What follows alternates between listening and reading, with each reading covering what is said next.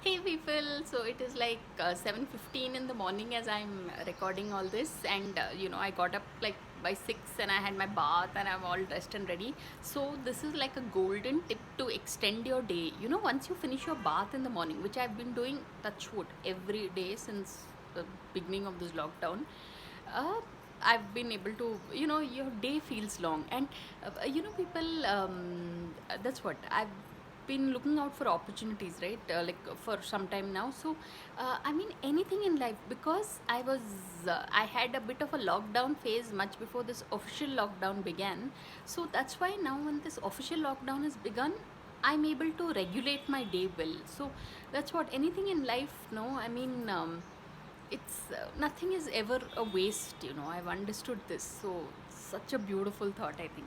So anyway, but as of yesterday, after doing a bit of this ebook editing work and all, then I sat down, like I was just doing a bit of Netflix, like I just there is this Japanese show called Terrace House.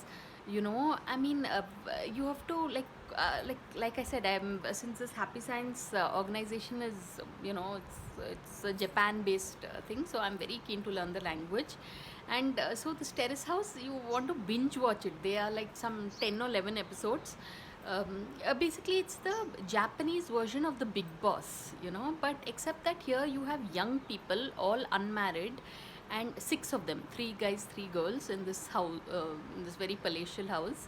And they have the freedom to continue with their lives, like, they go to work, they come back and all, but within the house, how they interact. And six young people, right? Three guys, three girls living together, invariably they pair up, so that's quite interesting to watch. I mean, you understand human psychology better by watching this show. So people, it's called Terrace House, and you can find it on Netflix. And it's an amazing show to binge watch. So on that note, thanks for watching, and please subscribe.